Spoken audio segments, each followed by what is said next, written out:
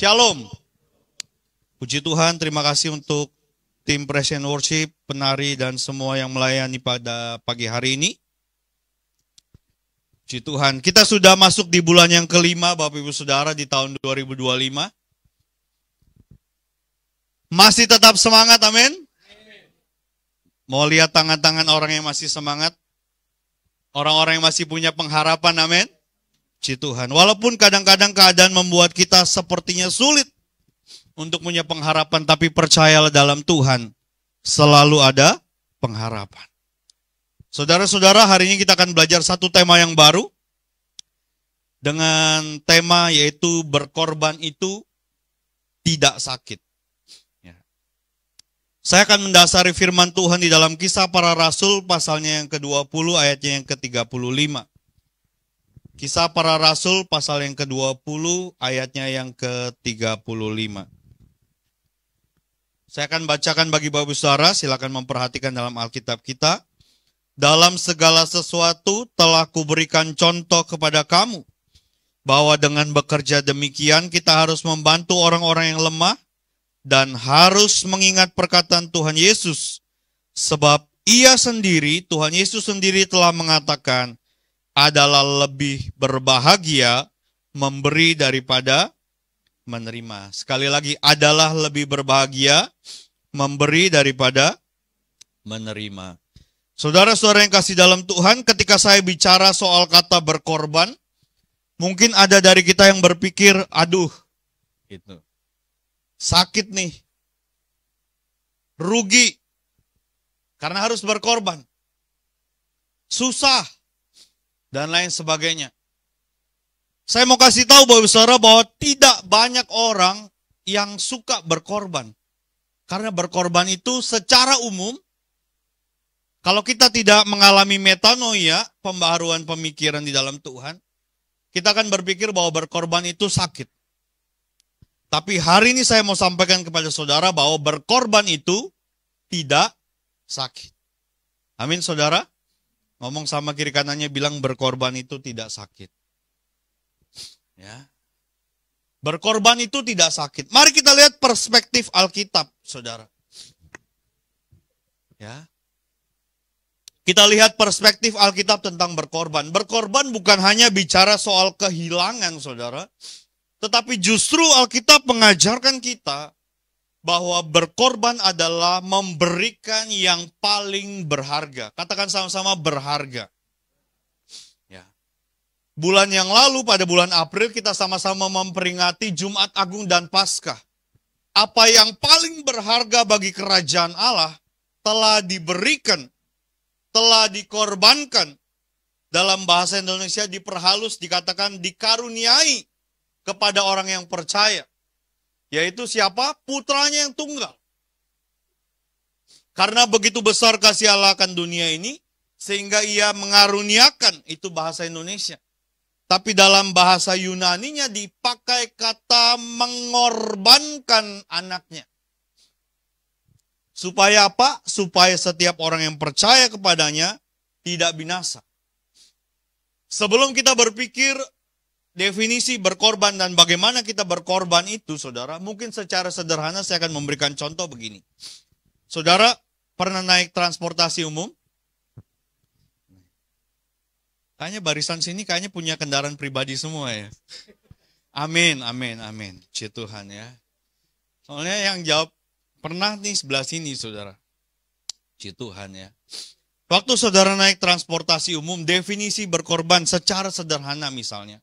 Ketika saudara melihat ada ibu hamil atau saudara melihat lansia, saudara memberikan tempat duduk saudara untuk ibu hamil atau lansia itu duduk. Itu contoh sederhana dari definisi berkorban. Tapi sekali lagi saudara, kalau kita tidak mengalami metanoia ini, kita akan berpikir ya itu tadi. Wah rugi nih, mana perjalanan masih jauh lagi. Ya kan? Pegel nih. Kita akan berpikir selalu dari sisi yang negatif, yang keluar dari diri kita. Padahal Alkitab mencatat adalah lebih berbahagia ketika kita memberi daripada menerima.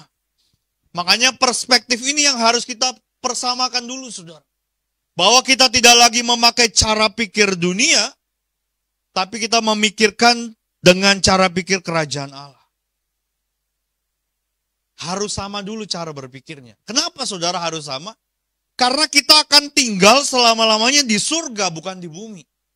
Makanya cara pikir dunia kalau memberi itu rugi, kalau berkorban itu sakit, harus kita lepaskan dari pikiran kita.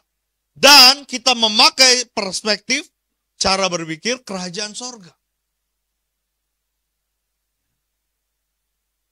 Karena apa? Karena kita akan tinggal di sorga, bukan tinggal di dunia. Kalau saudara masih berpikir memberi, berkorban itu sakit, rugi, menderita, susah, mungkin kita kurang cocok kalau di sorga. Karena di sorga itu selalu mendahulukan yang lain. Selalu berkorban bagi yang lain. Kenapa? Karena putra mahkota, Yesus sendiri putranya yang tunggal telah diberikan. Itu yang paling berharga bagi kerajaan Allah telah diberikan bagi saudara dan saya. Ya.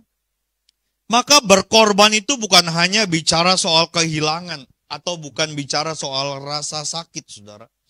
Tapi berkorban itu bicara soal pemberian sesuatu yang paling berharga. Ya. Seseorang bisa kelihatan seolah-olah sedang berkorban, padahal dia sedang menjalankan kewajiban. Misalnya contoh adalah ketika kita bekerja.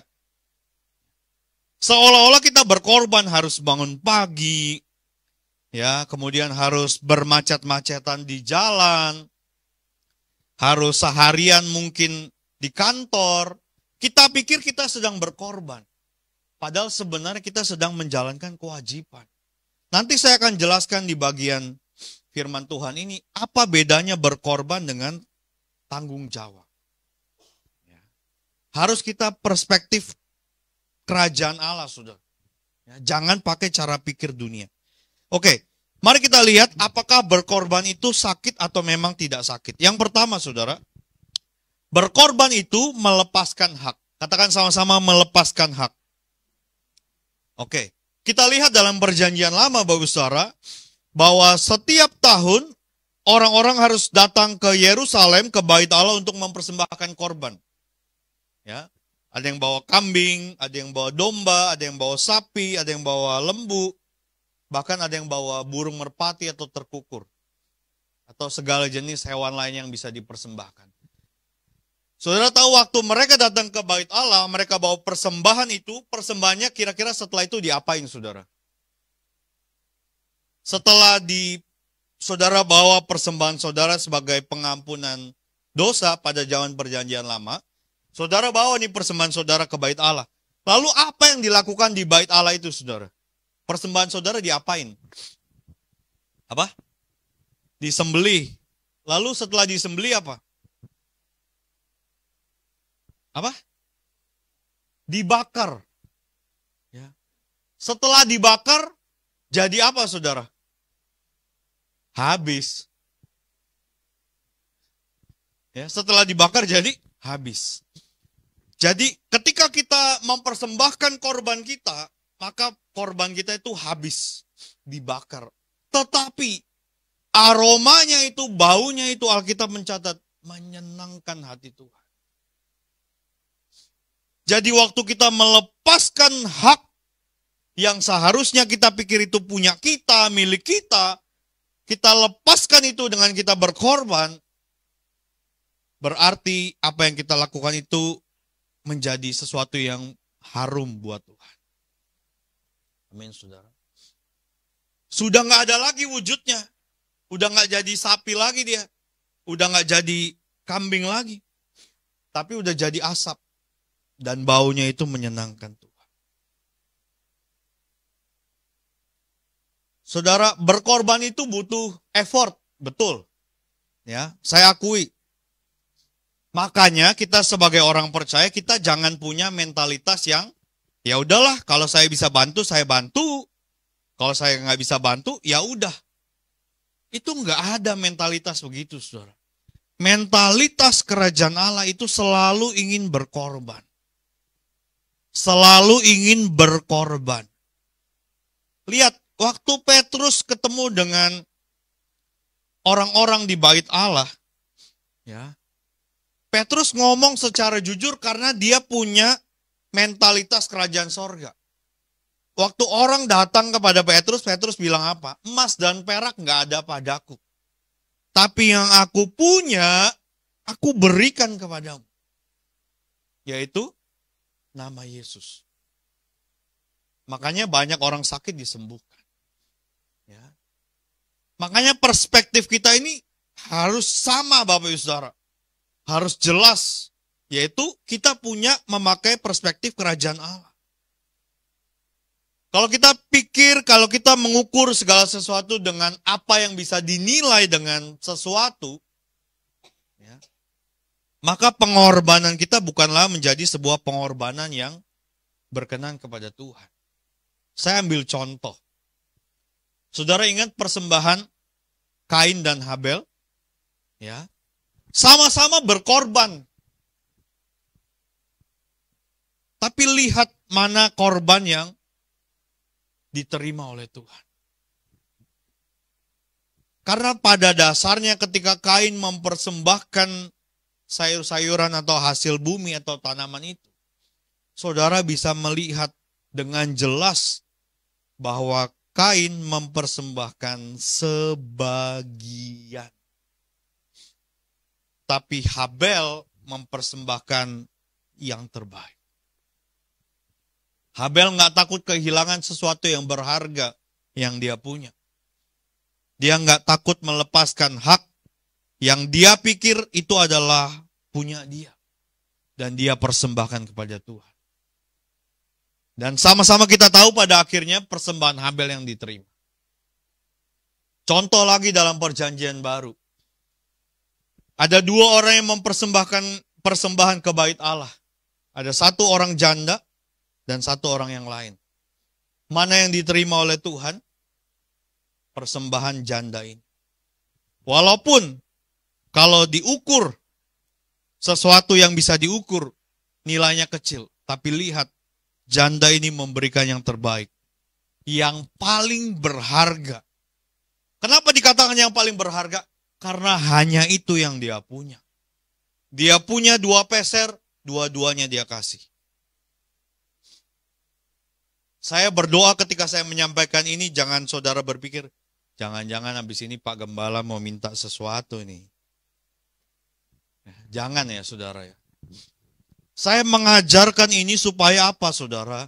Supaya kita mulai pelan-pelan beralih dari cara hidup menurut dunia, menjadi cara hidup yang sesuai dengan standar kerajaan Allah. Karena kita tidak akan hidup selama-lamanya di dunia ini. Saya ambil contoh lagi. Dalam Filipi pasal 2 ayat yang ke-5 sampai yang ke-8. Paulus memberikan contoh. Menggambarkan bahwa Yesus sekalipun dia memiliki kesetaraan dengan Allah. Tapi dia meninggalkan itu dan mengambil rupa seorang hamba. Menjadi sama dengan manusia. Ini nggak gampang saudara. Karena bicara soal berkorban, bagi makhluk seperti kita yang punya yang namanya ego ini, nggak gampang memang. Tapi sekali lagi mari pakailah perspektif kerajaan Allah. Sehingga kita melihat pengorbanan ini bukan sesuatu yang sakit. Karena kita meneladani Yesus yang telah melakukan itu bagi kita.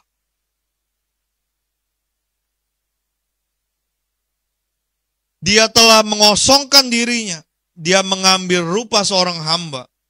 Dan menjadi sama dengan manusia. Waktu Yesus diolok-olok ketika dia tergantung di kayu salib. Salah seorang prajurit berkata, kalau engkau anak Allah turun dari salib, maka kami percaya. Bagi pribadi yang menjadi manusia yang sama dengan kita, yang punya ego, bisa nggak Yesus menunjukkan dirinya bahwa memang dia adalah anak Allah? Secara kebisaan Yesus bisa. Tapi Yesus tidak mau melakukan itu. Bahkan, saya dengar khotbah siapa itu ya. Ketika salah seorang prajurit mencucupkan anggur yang bercampur dengan apa tuh ya? Empedu, lalu Yesus menolak untuk meminumnya. Saya lupa khotbahnya siapa. Ibu Esther ya? Mana Ibu Esther? Nggak ada ya, di bawah ya. Saudara, Yesus tahu bahwa itu akan menghilangkan atau mengurangi nyeri yang dia derita karena cambuk, karena mahkota duri dan lain sebagainya. Tetapi Alkitab mencatat dengan jelas, Yesus menolak untuk meminumnya. Jadi sebenarnya secara kebisaan Yesus bisa membebaskan dirinya dari penderitaan itu. Tetapi karena dia berkomitmen, saya mau berkorban bagi orang-orang yang saya cintai, maka dia menolak untuk meminum, dalam tanda kutip, penawar rasa sakit itu. Karena begitu besar cintanya bagi saudara dan saya. Amin. Beberapa hari yang lalu, beberapa minggu yang lalu, kita melihat satu contoh teladan hidup manusia yang menurut saya sangat amat baik. Seseorang yang disebut sebagai Bapak Fransiskus. Bahkan dalam seluruh perjalanan hidupnya dicatat hingga akhir, dia hanya menyisakan kekayaan US dollar 100. Atau kalau kita konversi dalam rupiah kurang lebih 1.700.000 hari. Dia berhak dengan segala kewenangan yang ada pada dirinya, menerima gaji yang diberikan, menerima berbagai fasilitas. Bahkan pada hari pelantikannya sebagai paus, dia menolak mengenakan jubah yang selama ini secara umum dikenakan oleh seorang paus. Dia menolak mengenakan sepatu yang selama ini seharusnya digunakan oleh para paus sebelum. Bahkan sampai peti matinya pun, dia memilih sesuatu yang sangat sederhana. Seorang teladan yang telah berkorban. Jadi kalau kita bilang berkorban itu nggak mungkin Pak Gembala. Paling tidak kita sudah melihat satu contoh manusia yang telah berkorban begitu luar biasa. Ya. Saudara, sekali lagi, nilai pengorbanan itu tidak bisa diukur dengan sesuatu yang disebut sebagai alat ukur. Saudara mau berkorban waktu, nggak bisa diukur dengan sesuatu yang bisa diukur berapa jam nih. Saudara berkorban secara materi, tidak bisa diukur dengan berapa rupiah nih. Saudara berkorban secara tenaga, berapa jam nih upah harian. Nggak bisa. Apa yang saudara berikan dengan kerelaan hati, seperti Habel mempersembahkan korban bakaran, itulah yang menyenangkan hati Tuhan. Maka saat kita berkorban, sebenarnya kita sedang melepaskan hak yang kita pikir itu hak kita. Padahal sebenarnya itu adalah milik Tuhan. Apa yang paling berharga dalam hidup saudara? Waktu saudarakah? Nafas hidup saudarakah? Atau apapun? Belajar melepaskan hak itu. Yang kedua saudara, bicara soal berkorban, berkorban itu artinya mengasihi. Saudara, kita sama-sama tahu kisah dalam Kejadian pasal 22, di mana Tuhan ingin menguji kasihnya Abraham kepada Tuhan. Ya. Ketika Tuhan berkata kepada Abraham, persembahkanlah anakmu yang tunggal itu. Sebelum saya dikomplain, persembahkanlah anakmu yang sulung itu. Kata Pastor Robi, apa? Slip of tongue gitu ya. Apa? Ada salah ngucap. Bukan anak yang tunggal, saudara ya. Karena Abraham punya anak yang sebelumnya. Oke. Ketika Tuhan meminta kepada Abraham, persembahkanlah anakmu itu. sebenarnya Tuhan tidak menginginkan kematian Ishak. Tapi Tuhan menguji kasihnya Abraham kepada Tuhan. Tuhan menguji iman Abraham kepada Tuhan. Tuhan menguji ketaatan Abraham kepada Tuhan. Sama seperti ketika Tuhan Yesus setelah dia bangkit, dia menjumpai murid-muridnya, dia bertanya kepada Petrus, Petrus, apakah engkau mengasihi aku? Pertanyaan itu disampaikan sama. Sekalipun Yesus tahu bahwa Petrus itu sangat mengasihi Tuhan. Tapi Tuhan ingin menguji kasih Petrus kepada Tuhan. Apakah engkau mengasihi Tuhan? Saudara, bicara soal berkorban itu bicara soal mengasihi. Maka pertanyaan saya pagi siang hari ini kepada saudara, apakah saudara mengasihi Tuhan? Apakah saudara rela memberikan sesuatu yang menurut saudara berharga dalam hidup saudara untuk Tuhan? Bagaimana jika Tuhan menginginkan yang paling berharga dalam hidup saudara, misalnya contoh pasangan saudara kembali kepada Tuhan? Mungkin dalam hati ada yang berkata, yes, ambil aja Tuhan. Pak Robi Wijaya taunya kenceng banget ya. Yes, ini yang paling gue tunggu-tunggu Tuhan. Kalau bisa dipercepat Tuhan. Bagaimana ketika atau jika Tuhan menginginkan anak yang paling saudara sayangi atau orang tua yang paling saudara sayangi untuk kembali kepada Tuhan? Apakah kita rela melepaskan itu kepada Tuhan?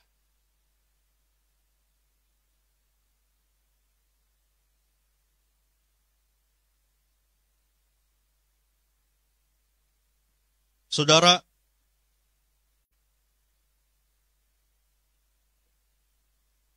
ketika Tuhan menginginkan sesuatu yang paling berharga dalam hidup kita, Tuhan tidak sedang ingin mengambil itu dari hidup kita. Tapi Tuhan menginginkan kita mengasihi Dia lebih lagi. Amin, saudara. Sesuatu yang kita pikir paling berharga, pasangan kita, anak kita, orang tua kita. Ketika Tuhan menginginkan itu kembali kepada Dia, Tuhan bukan sedang mengambil apa yang saudara miliki, tapi Tuhan sedang membawa saudara untuk memiliki kecintaan kepada Dia lebih daripada saudara mencintai siapapun.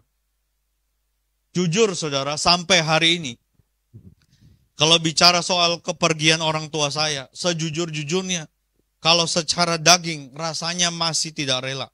Rasanya ya saudara ya. Kenapa saudara? Karena kalau kata lagu dunia, ya ada kalimat tuh ditinggal pas lagi sayang-sayangnya saudara. Ya. Kalau bicara secara jujur, rasanya saya belum sempat memberikan yang terbaik sebagai seorang anak kepada orang tua. Rasanya, menurut ukuran saya. Lalu kemudian mama saya sakit dan dipanggil Tuhan 1 November 2017. Masih dalam suasana duka, begitu ya. 5 bulan berselang 2 April 2018, Tuhan memanggil papa saya. Waktu orang datang ke rumah duka, semua orang bilang, sabar ya. Saya ingin tanya, gimana sabarnya? Orang bilang, tenang ya. Gimana tenangnya? Orang bilang, kuat ya. Ya ini udah dikuat-kuatin sampai sekarang ini lagi dikuat-kuatin. Tapi saya tahu ketika orang tua saya kembali kepada Tuhan, Tuhan menginginkan saya mencintai Dia lebih daripada saya mencintai kedua orang tua saya. Itu sudah. Jadi ketika sesuatu yang kita pikir berharga dalam hidup kita tiba-tiba harus terambil, jangan kita merasa kehilangan, jangan kita protes, jangan kita bertanya kepada Tuhan, Tuhan kenapa engkau ambil daripadaku? Padahal sebenarnya kita sudah tahu jawabannya. Jawabannya adalah Tuhan menginginkan kita mencintai Dia lebih daripada siapapun dan apapun. Makanya benarlah ketika hukum Taurat itu berkata, kasihilah Tuhan Allah. Jangan ada padamu Allah lain di hadapan. Arti sebenarnya adalah jangan kamu mengasihi sesuatu yang lain lebih daripada kamu mengasihi aku. Gitu kata Tuhan. Dan saya belajar sampai hari ini. Kepergian orang tua saya harus membawa saya mencintai Tuhan lebih daripada saya mencintai orang tua saya. Tapi kalau saudara tanya secara daging, sejujurnya masih berat. Makanya saya selalu menyanyikan sebuah lagu lama, saudara. Ya, kalau saya berdoa gitu ya, dalam keadaan ketika saya mengingat hari orang tua saya dipanggil Tuhan, atau hari ulang tahun orang tua saya mengingat sebuah lagu lama yang berkata gini, aku mengasihi Engkau Yesus dengan segenap hatiku. Aku mengasihi Engkau Yesus dengan segenap jiwaku. Ku renungkan firman-Mu siang dan malam. Ku pegang perintah-Mu dan ku lakukan. Engkau tahu ya Tuhan, tujuan hidupku hanyalah untuk menyenangkan hati-Mu. Itu sudah. Ngomong gampang. Tapi saya belajar menundukkan diri saya untuk menyenangkan Tuhan lebih daripada saya menyenangkan orang tua saya. Makanya lirik lagu itu benar-benar saya terapkan dalam hidup saya. Ku renungkan firman-Mu siang dan malam. Ku pegang perintah-Mu. Dan sekalipun berat dan sulit, aku paksa diriku untuk melakukan. Kenapa? Engkau tahu Tuhan, tujuan hidupku menyenangkan. Gak ada yang lain. Nyanyi gampang, ngomong gampang. Aku mengasihi Engkau Yesus. Kelihatannya kan, wah, luar biasa. Tapi benar nggak kita mengasihi Dia lebih daripada siapapun dan apapun? Kadang sesuatu yang kita pikir berharga dalam hidup kita, kehilangan pekerjaan misalnya. Kita pikir itu sesuatu yang berharga karena itu bisa diukur dengan uang. Lalu kita mengurangi kecintaan kita kepada Tuhan. Padahal seharusnya itu membawa kita mencintai Tuhan lebih dan lebih lagi. Sesuatu yang kita pikir itu diambil dari dalam hidup kita. Ketahuilah, Tuhan mau kita mencintai Dia lebih dan lebih lagi. Ku pegang perintah-Mu dan ku lakukan, itu gak gampang loh saudara. Berkali-kali saya harus menyangkal diri saya. Berkali-kali saya harus melawan rasa, saya ini bisa mager loh saudara. Saudara tahu mager gak? Males. Saya tuh bisa loh saudara. Saya bisa tidur seharian tuh bisa. Bukan gak bisa, bisa. Saya as a manusia normal saudara. As a normal human, saya bisa tidur. Bisa makan semaunya saya. Bisa pergi seharian gak peduli istri anak tuh bisa saudara. Bukan gak bisa. Bisa. Tapi saya ingat kepergian orang tua saya harus membawa saya mencintai Tuhan lebih dan lebih lagi. Kepergian orang tua saya harus membuat hidup saya menyenangkan Tuhan lebih daripada saya menyenangkan orang tua saya. Saya lakukan itu. Istri saya ngomong, setiap minggu kami harus nginep di Harapan Indah, saudara. Jadi setiap hari Kamis itu istri saya sudah mulai packing. Ya. Kami bawa baju itu selalu satu koper besar, saudara. Baju saya, istri, dengan anak-anak. Bisa nggak ngeluh, aduh capek, udahlah. Gak usah ikut doa pagi lah. Bisa loh saudara, bukan nggak bisa. Bisa. Tapi saya lawan semua. Saya lawan rasa malas, saya lawan rasa capek. Belum lagi mungkin ada perlakuan manusia yang mengecewakan. Itu semua saya lawan, saudara. Kenapa? Karena saya tahu hidup saya harus menyenangkan Tuhan lebih daripada saya menyenangkan orang tua saya. Kita sebagai anak, kita hidup, kita menjaga nama baik keluarga, benar nggak saudara? Apalagi kita sebagai anak Bapa di sorga, kita harus lebih lagi menjaga nama baik kerajaan. Hidup kita itu harus menyenangkan Tuhan. Yang sepakat dengan saya, kasih tepuk tangan buat Tuhan. Hidup kita harus menyenangkan Tuhan lebih daripada kita menyenangkan manusia. Manusia bisa mengecewakan. Tapi Tuhan itu nggak pernah sekali-kali pun dia kecewakan kita. Kita yang sering mengecewakan Tuhan. Maka bicara soal berkorban itu mengasihi, saudara. Kita belajar untuk bisa mengasihi keluarga kita. Makanya saya tidak ambil contoh kehilangan yang lain. Ya. Karena gereja ini selalu memprioritaskan kepada keluarga yang sehat. Ya. Mungkin kita punya pengalaman atau masa lalu, punya kegagalan, punya banyak kejahatan dalam kehidupan kita. Tapi ketika kita sudah hidup di dalam Tuhan, marilah kita membangun keluarga kita dalam kebenaran. Itu yang selalu dan selalu saya tekankan. Kita bisa salah di masa yang lalu. Enggak apa-apa saudara. Tidak usah malu. Saya pun punya kesalahan dan kegagalan. Tidak usah minder. Datang sama Tuhan. Alkitab berkata, kalau kamu mengakui kesalahanmu, Dia itu setia dan adil. Kalau Dia aja terima kita, siapakah kita sehingga kita tidak mau menerima orang yang bersalah? Amin, saudara. Belajar. Nggak gampang memang, tapi itulah berkorban. Ya.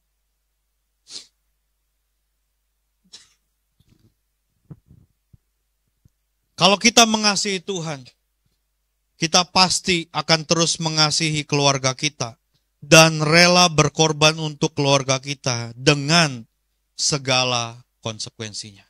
Ini yang nggak enak, saudara. Walaupun misalnya contoh, pasangan kita belum berubah. Walaupun anak kita masih terus menjengkelkan. Walaupun kita masih terus dikecewakan, disakiti, dilukai. Walaupun meskipun seandainya dengan berbagai konsekuensi yang lain. Kalau kita mengaku dengan mulut kita, kita mengasihi Tuhan.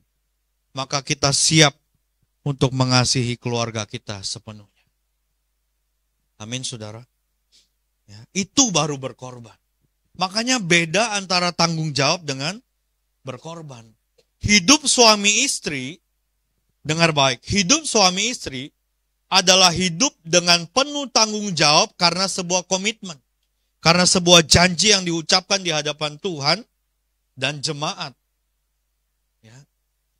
Maka sekali lagi saya tegaskan, ya, ketika saya melakukan bimbingan pranikah, saya selalu mengatakan tidak ada tugas suami, tidak ada tugas istri. Yang ada adalah tugas bersama. Ya. Jadi segala sesuatu yang ada di dalam rumah tangga itu adalah tugas suami dan istri yang dilakukan secara bersama-sama. Kenapa bersama-sama? Karena keduanya sudah menjadi satu. Alkitab mencatat mereka bukan lagi dua, tetapi satu. Ya. Maka segala sesuatu yang saudara lakukan dalam keluarga rumah tangga saudara itu adalah tanggung jawab saudara karena sebuah komitmen. Secara umum, seorang laki-laki sebagai suami dia mencari nafkah. Secara umum, seorang istri menjadi ibu rumah tangga. Pak Gembala, bagaimana kalau seorang istri harus mencari nafkah juga? Enggak masalah. Kenapa? Karena dua menjadi satu. Tugas bersama. Pak Gembala, bagaimana kalau suami laki-laki yang bersih-bersih rumah? Nyapu, ngepel, nyuci piring, bersihin tempat tidur, dan lain sebagainya. Ya nggak apa-apa. Itu bukan sesuatu yang aneh, saudara. Karena apa? Tugas bersama. Dengar baik, dengar baik. Tetapi kalau kita melakukan lebih daripada tugas tanggung jawab itu baru yang namanya berkorban. Ya. Tapi secara umum dalam kehidupan pernikahan, semua itu adalah tanggung jawab bersama. Jadi misalnya contoh. Bapak-bapak yang sudah menikah, kalau istrinya bilang, Pi, Pa, Beb, tolong liatin anak dong. Jangan sekali-kali keluar, kamu gak tahu aku lagi apa. Ada amin bapak-bapak? Ya, agak tonnya agak rendah ya.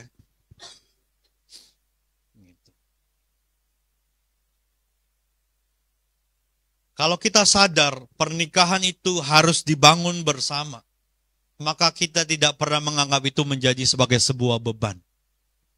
Karena apa? Karena itu sudah tanggung jawab kita. Komitmen kita di hadapan Tuhan. Ya. Apa jangan udah lupa nih komitmennya nih? Hah? Masih ingat gak nih saudara yang waktu salaman itu loh? Di depan ini loh. Daryl bilang masih emang udah pernah Daryl. Wah ini. Hampir copot jantung saya nih. Ya kan, waktu salaman, waktu pegangan tangan ini kan saya berjanji menerima engkau dalam, ayo yang udah menikah, lupa nih, dalam suka maupun susah maupun sehat maupun kaya ataupun itu. Coba ditatap wajah pasangannya. Masih ingat gak janjinya? Tanya dong, ingat gak janjinya?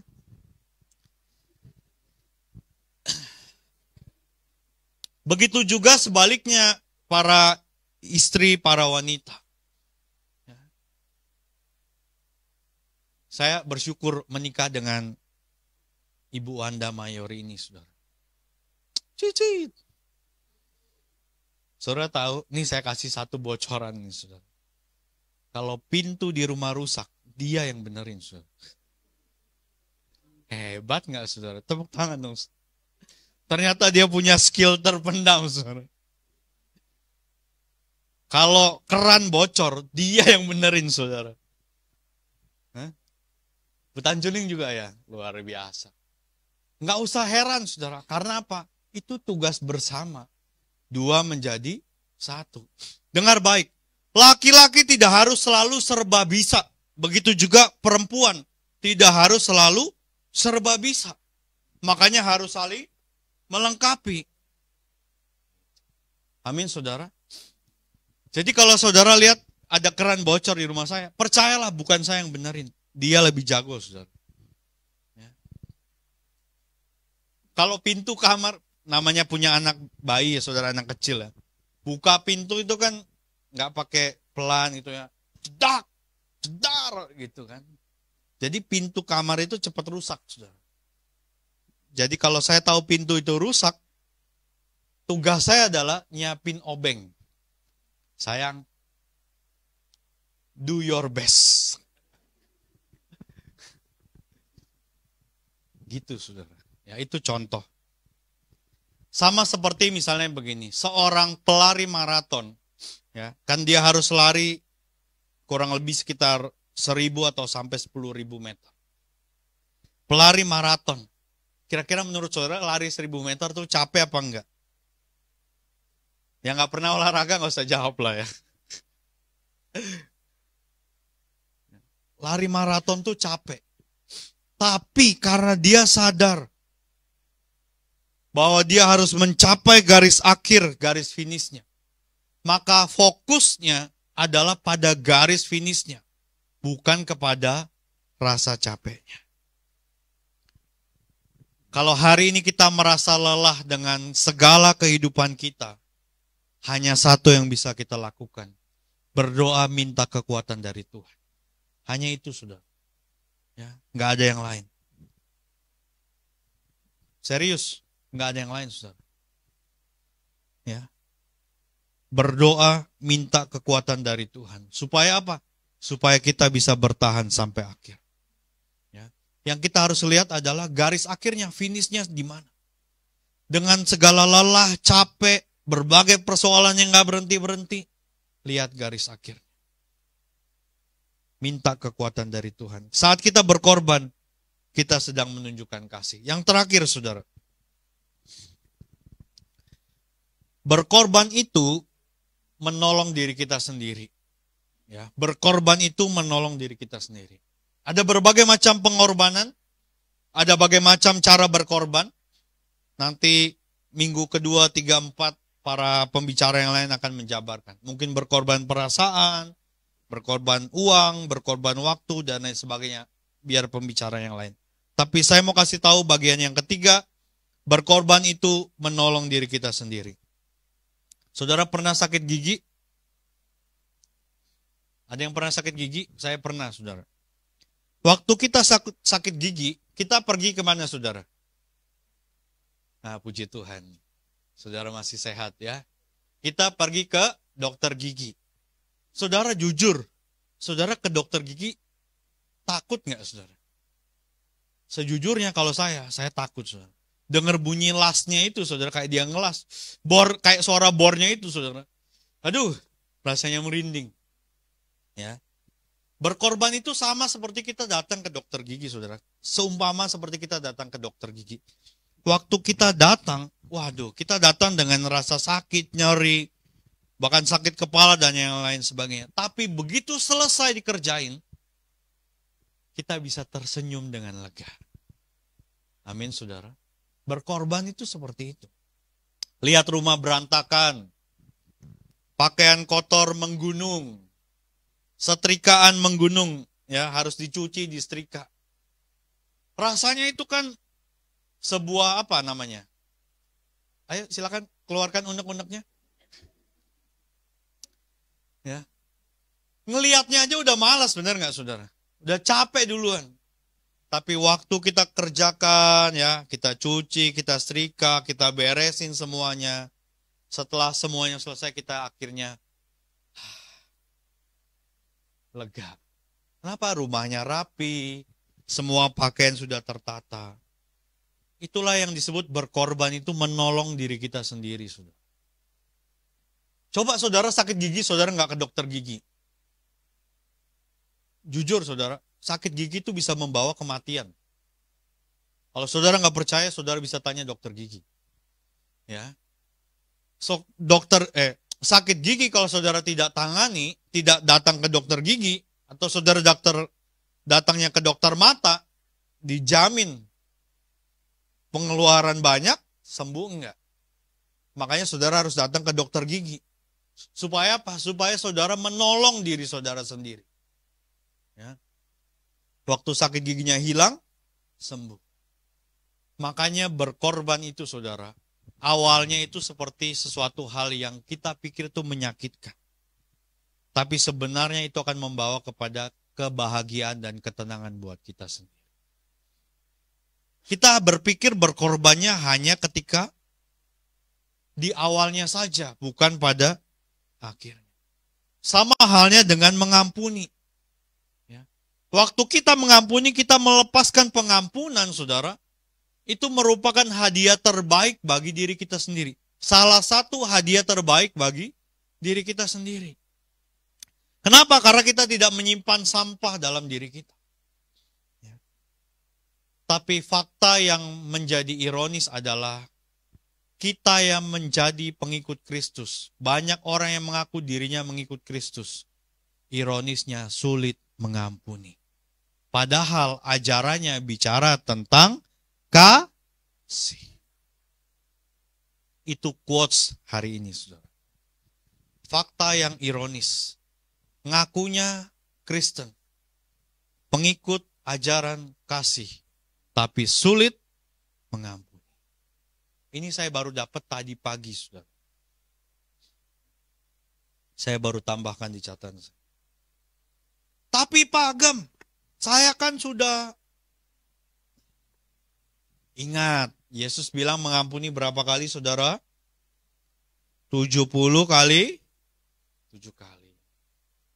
Hari ini sudah mengampuni sebanyak berapa kali, saudara? Kalau belum sampai 70 kali 7 kali, jangan berhenti mengampuni. Amin, saudara.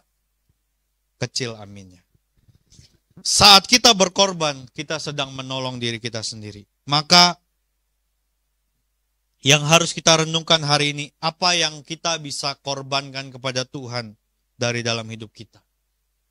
Ingat saudara bahwa berkorban itu bukan bicara soal kehilangan, tetapi juga bukan bicara soal rasa sakit, tetapi adalah hadiah terbaik yang kita bisa persembahkan kepada Tuhan, hadiah terbaik yang kita bisa persembahkan kepada orang lain, bahkan hadiah terbaik yang kita bisa persembahkan buat diri kita sendiri.